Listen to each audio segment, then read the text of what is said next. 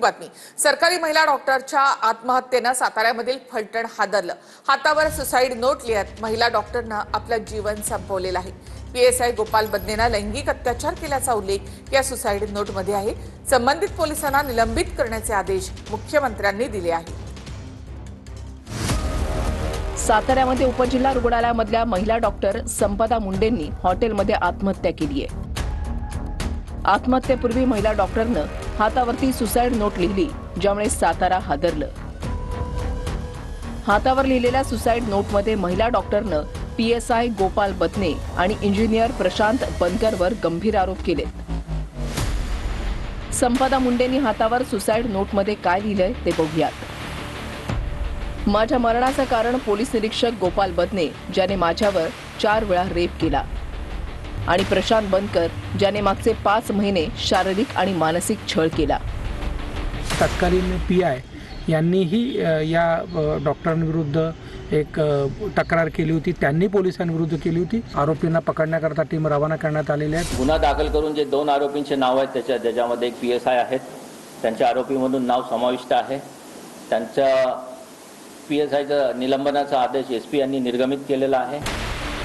दरम्यान मुख्यमंत्री फडणवीसांनी संबंधित पोलिसांना निलंबित करण्याचे आदेश दिले। त्याच्यावर आता सगळी कारवाई झालेली आहे। महिला आयोगाने या प्रकरणाची गंभीर दखल घेतली आहे। संबंधित डॉक्टरांनी यापूर्वी देखील आपल्यावर अशा पद्धतीने लैंगिक अत्याचार किंवा मानसिक त्रास दिला आहे म्हणून काही तक्रार दाखल केलेली आहे का, आणि ही तक्रार दाखल जर केली असेल तर त्यांना मदत का मिळाली नाही याची सुद्धा चौकशी व्हावी, असं राज्य महिला आयोगाने पोलीस अधीक्षक सातारा यांना सूचना केलेल्या आहेत। अशा घटना जीवाला चटका लावणाऱ्या आहेत, परंतु या घटनेमध्ये सुद्धा जे कोणी आरोपी असतील त्यांच्यावरती कारवाई केली जाईल। लवकरात लवकर हे आरोपी पकडले सुद्धा जातील। पोलीस खात्याचे अधिकारी जे रक्षक आहेत कायद्याचे, ते रक्षकच भक्षक होत असतील तर दाद कोणाकडे न्यायची? फक्त त्या 2 अधिकारीच नाही तर या एकूण प्रकरणाची एसआयटी चौकशी होणं जास्त गरजेचं आहे। या प्रकरणाची एसआयटी चौकशी व्हावी। त्या 2 अधिकाऱ्यांच्यासह ज्यांनी या घटनेवर पांघरूण घालण्याचा प्रयत्न केला असेल, ज्या वरिष्ठांनी त्या तक्रारींकडे दुर्लक्ष केलं असेल, त्या सगळ्या लोकांना चौकशीच्या या कक्षेमध्ये आणलं गेलं पाहिजे। माहितीनुसार प्रशांत बनकर हा घरमालक होता आणि साताऱ्यात महिला डॉक्टर भाड्याने राहत होती। या प्रकरणात डॉक्टर संपदा मुंडेंनी 13 ऑगस्टला एक पत्र लिहिल्याचं समोर आलंय। या पत्रात त्यांनी आरोपी फिट नसताना सुद्धा पोलीस दबाव टाकून आरोपी फिट असल्याचं सर्टिफिकेट मागतात असा आरोप केलाय। दबाव टाकताना ते अपशब्दही वापरतात असं या पत्रामध्ये लिहिलंय। दरम्यान डॉक्टर मुंडेंच्या नातेवाईकांच्या आरोपामुळे या प्रकरणात एका खासदाराचंही नाव ओढलं जात आहे। नातेवाईकांच्या आरोपानुसार एका खासदाराच्या पीएच्या फोनवरून डॉक्टर मुंडेंना दबावासाठी फोन केल्याचा आरोप आहे। इथे काहीतरी दबाव, नक्कीच राजकीय दबाव असण्याची शक्यता आहे। पोस्टमॉर्टमसाठी 3 ते 3.5 तास उलटून गेले तरी पण कुणीही डॉक्टर पोस्टमॉर्टम करण्यासाठी आलेले नाही आहेत, आणि तिचे जे काही तिने अर्ज दिलेले आम्हाला प्रत मिळाली त्यामध्ये फक्त खासदारांच्या नावाचा उल्लेख, खासदारांच्या पीएने फोन करून खासदार बोलले आणि त्यांना दबाव टाकला चुकीचे पोस्टमॉर्टम रपवण्यासाठी, एवढा उल्लेख आहे। दरम्यान या प्रकरणात पीएसआय गोपाल बदने आणि प्रशांत बनकर फरार असून पोलीस त्यांचा शोध घेत आहेत। 4 पोलीस पथक पोलीस विभागाची आणि आमच्या एलसीबीचं एक पथक, अशी 5 पथक त्या आरोपींच्या शोधासाठी सातारा पोलिसांचे आपण रवाना केलेले आहेत। कुठल्याही परिस्थितीत तरी सातारा पोलीस आपलं सगळं कसं पणाला लावतील आणि त्या आरोपींना तात्काळ अटक करतील। अब इसकी पूरी डिटेल जांच होगी, फोरेंसिक जांच होगी, सारी टेस्ट होंगे, और क्योंकि इसमें मीडिया ट्रायल नहीं करना चाहिए, ऐसे मुझे लगता है। मैं यही कहूंगी कि उस बच्ची को न्याय मिलना चाहिए। मुझे विश्वास है कि गृह मंत्रालय, हमारे मुख्यमंत्री उसमें ध्यान देकर उसको न्याय दिलाएंगे। बाकी चीजें तो जैसे जैसे जांच में आगे आती जाएंगी उस पर पता चलेगा। शायद वहाँ के गार्डियन मिनिस्टर ने भी कहा है कि इसमें जांच करेंगे। जर भक्षक बनता आहे आणि त्याला जर तुमचा थरारा वाटत नाही आहे, तुम्ही डिसिप्लिन मध्ये ठेवू शकत नाही आहे, तर मग राजीनामा द्या ना। ह्या अशा घटना ह्या महाराष्ट्रामध्ये सातत्याने होत आहेत आणि या सगळ्या गोष्टींचा निषेध करतो। पुन्हा एकदा आदरणीय देवेंद्र फडणवीस साहेब जरा लक्ष घाला आणि लक्ष देऊन महाराष्ट्राचं रक्षण करा।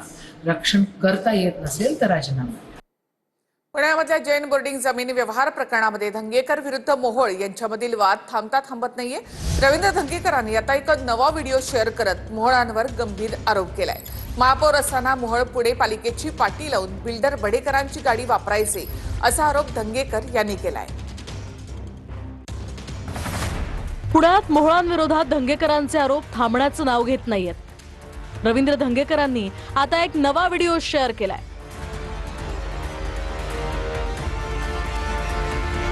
मोहोळ पुण्याचे महापौर असतानाचा हा व्हिडिओ आहे. या व्हिडिओत मोहोळ पांढऱ्या रंगाच्या इनोव्हा क्रिस्टा गाडीतून उतरतायत. धंगेकरांच्या मते ही गाडी कोथरूड मधल्या बढेकर बिल्डरची आहे. महापौर असताना मोहोळ पुणे महापालिकेची अधिकृत पाटी लावून ही गाडी वापरत होते. हे बढेकर बिल्डर मोहोळ यांचे पार्टनर असल्याचा धंगेकरांचा दावा आहे. तर धंगेकरांच्या दाव्यानुसार याच बढेकर बिल्डरनं जैन हॉस्टेल खरेदी करण्यासाठी 2 नंबरची बोली लावली होती. बिल्डरांची गाडी वापरणं, बिल्डरांचं दोन्ही टेंडरला तेच बिल्डर येणं, महानगरपालिकेतले नकाशे असतील त्यातली जी काय पॉझिटिव्ह जी कामं करून घ्यायची कोणाच्या आशीर्वादाने झाली. मी या पार्टनरशिपमध्ये मी पार्टनर आहे. त्या पार्टनरशिप मधली माझी गाडी मी वापरली, मी स्वतःची गाडी वापरली, स्वतःचं इंधन वापरलं. काही जणांसाठी नाही बोगस कार्यक्रम चाललाय त्याला आता तुम्हीच थांबवा. तुम्ही विचारा की बाबा कागद दाखव. आपलं त्याला नाही काम नाही धंदा सगळीकडनं लोकांनी टाकून दिलेलं आहे. पण ते काय खुलासा करायला तयार नाहीत. ते खुलासा एकच करतात की मी वैफल्यग्रस्त धंगेकर आहेत आणि ते काही बडबड करतात. हेच वाक्य मी गेली 15 दिवस त्यांच्या तोंडातून ऐकतोय. जैन बोर्डिंगवरून सुरू झालेला हा वाद आता वैयक्तिक पातळीवर पोहोचलाय. धंगेकरांनी कोथरूडमध्ये जमीन बळकावल्याचा आरोप मोहोळांनी केला. तर वक्फ बोर्ड जमीन प्रकरणात धंगेकरांवर गुन्हाही दाखल असल्याचं मोहोळ म्हणाले. बघा 2011ला त्याच्यावरती फौजदारी गुन्हा दाखल आहे. जमीन बळकावली कोथरूडमध्ये, त्याला अटकपूर्व जामीन त्यांनी जामीन न घेता पळाला होता. बघा ना तुम्ही, वक्फ बोर्डाचा गुन्हा आहे, हा गुन्हा आहे, 10 गुन्हे आहेत. माझ्यावर एक गुन्हा दाखवा. माझ्यावर मी काय म्हणतो जैन मंदिरावर बोलतो, मी मोहोळवर बोलत नाही. ते माझ्या वैयक्तिक बोलले तर त्यांचं तर मग हातवरच काढेल. दुसरीकडे जैन बोर्डिंग प्रकरणात धर्मादाय आयुक्तालयाकडून जैन बोर्डिंगचं सर्वेक्षण सुरू झालंय. बोर्डिंगच्या जागेवर मंदिर आहे की नाही याचं सर्वेक्षण सुरू करण्यात आलंय. जैन बोर्डिंगचे ट्रस्टी जयंत नांदुरकर हे सुद्धा आज जैन बोर्डिंग मध्ये दाखल झालेत. पण जैन समाजाच्या प्रतिनिधींनी त्यांना अडवलंय. जैन मुनींनी सुद्धा ट्रस्टींना चांगलंच सुनावलं. जो इसमें साथ में चाहे वो कोई भी हो, चाहे वो शासक हो, प्रशासक हो, राजनेताओं, नेताओं, जो भी इसके अंदर में पाप में लगा हुआ है उनका सबका सर्वनाश होने वाला है. यदि 1 तारीख के पहले डील कैंसिल नहीं हुआ तो बहुत बड़ा आंदोलन यह पूरे देश के अंदर खड़ा हो जाएगा. जिम्मेदार आप सब होंगे इसके अंदर में. स्वयं जिसने दान किया उसको बेचने का अधिकार नहीं है, ट्रस्टी को कहां से अधिकार होगा? जिसने दान दिया उसको ही बेचने का अधिकार नहीं होता है. फिर जो ट्रस्टी है अथवा कोई भी किसी को ना बेचने खरीदने किसी को अधिकार नहीं है. आणि मंदिर आहे ही वस्तुस्थिती आहे. आलेलो आहे, मी स्वतः आलेलो आहे. मंदिर आहे हे कोणीही नाकारत नाही आहे.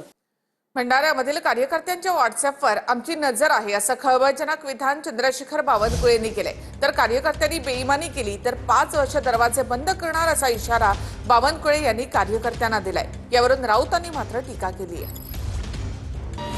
मंत्री चंद्रशेखर बावनकुळेंनी भाजपच्या भंडाऱ्यामधल्या कार्यकर्त्यांना झटका दिलाय. भंडाऱ्यात कार्यकर्त्यांच्या व्हॉट्सअपवर आमची नजर असल्याचं वक्तव्य करून बावनकुळेंनी खळबळ माजून दिली आहे. लोकसभा निवडणुकीच्या वेळेला भंडाऱ्यात भाजपमध्ये बंडखोरी आणि गटबाजीला ऊत आला होता. त्यामुळे स्थानिक निवडणुकीआधी बावनकुळेंनी भंडाऱ्यामधल्या भाजप कार्यकर्त्यांना व्हॉट्सअप सर्व्हेलन्सचा झटका दिला. आपल्या पक्षाची युद्ध पळायला लागली असताना एक जरी कार्यकर्ते बदनामी केली,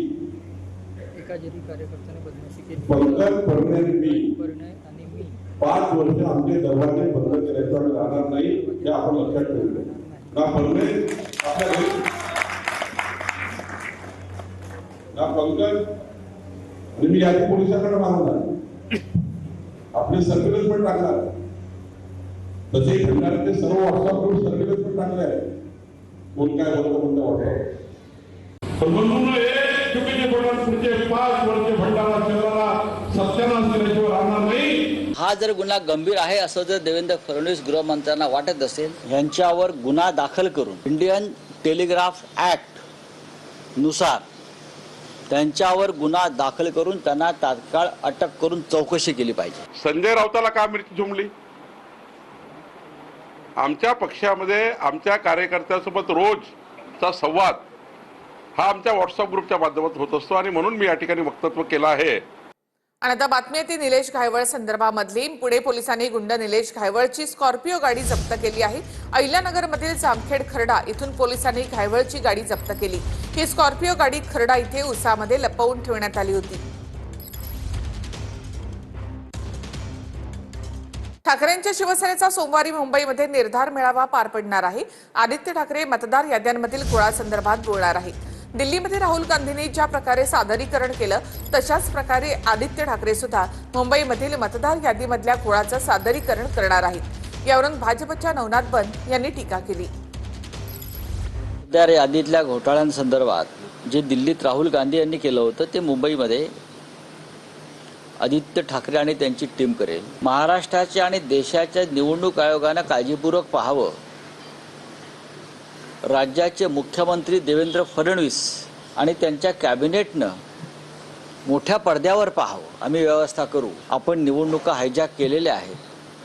27 तारखेला पुरावे प्रत्यक्ष तुम्ही पहा. डुप्लिकेट मतदार, स्थलांतरित मतदार, एका घरात 100 मतदार बिनबापाचे. संजय राऊत किंवा आदित्य ठाकरे यांनी पॉवर प्रेझेंटेशन करण्याच्या आधी जनतेनं त्यांची पॉवर कट केलेली आहे.